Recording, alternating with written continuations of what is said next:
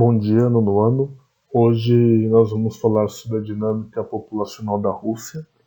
As páginas que nós vamos mencionar hoje é a página 280 e 285, capítulo 4.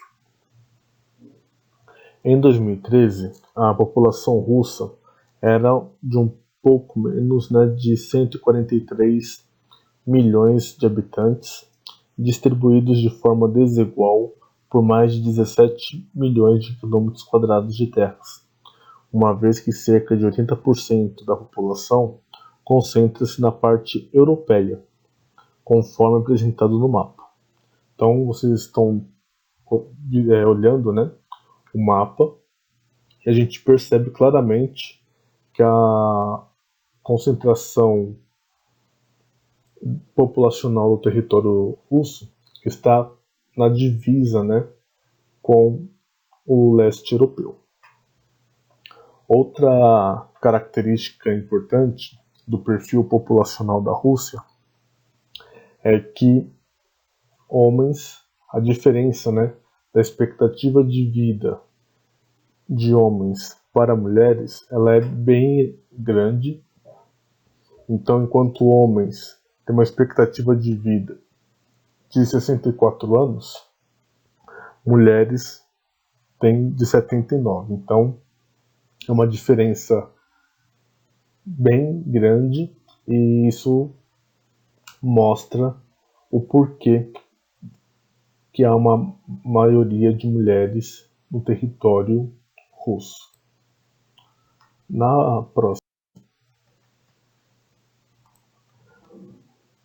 Então, dentro desse panorama populacional da Rússia, é preocupante a situação, porque está tendo uma diminuição do número total de habitantes ano após ano, principalmente a partir de 2015. Então, somente nesse ano, dentro dessa década aí, a Rússia perdeu em torno aí de 8 milhões de pessoas na força de trabalho.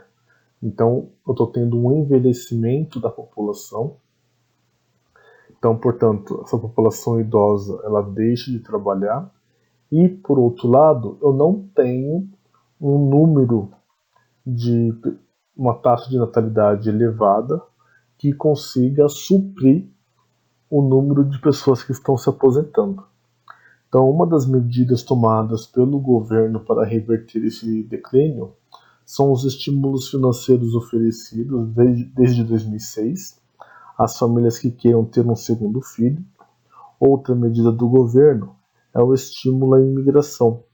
Também em 2006 foi estabelecido no país um programa para atrair imigrantes eslavos fluentes na língua russa.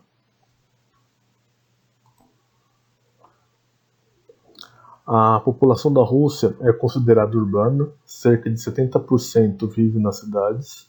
A parte ocidental, onde se localiza cidades importantes como Moscou, São Petersburgo, concentra a maioria da população russa e é a mais desenvolvida economicamente. Na área central da Sibéria, o número de habitantes decai substancialmente por uma região polar, menos de um habitante por quilômetro quadrado. No sul da Sibéria e no extremo oriente, a população concentra-se no interior de uma estreita faixa de terras, ao longo da ferrovia Transiberiana, acima de 10 habitantes por quilômetro quadrado.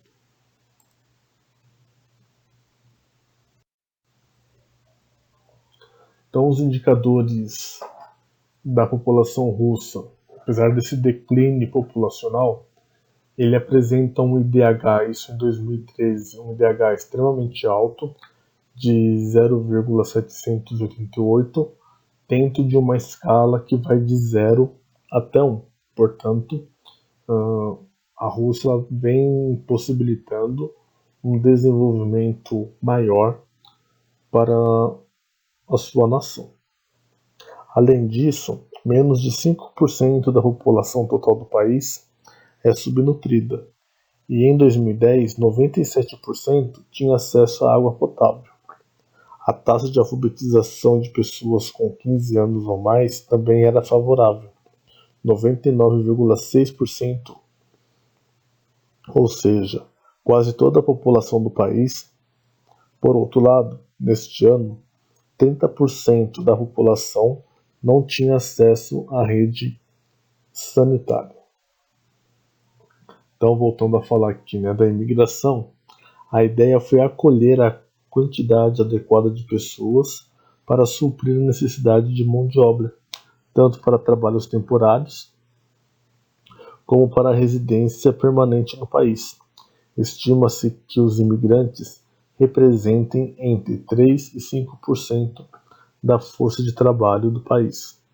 Atualmente, a Rússia está em segundo lugar no número de imigrantes legais e ilegais, atrás apenas dos Estados Unidos.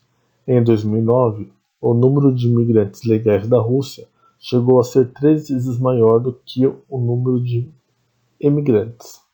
Então, o número de pessoas que entraram no país foi bem maior do que aqueles que deixaram. Então, pessoal, a gente tem esse panorama, esse cenário da população russa. Eu vou pedir para vocês realizarem a leitura da íntegra dos textos, da 280 e 285, e realizar as atividades. Agradeço a atenção de vocês. Até a nossa próxima aula.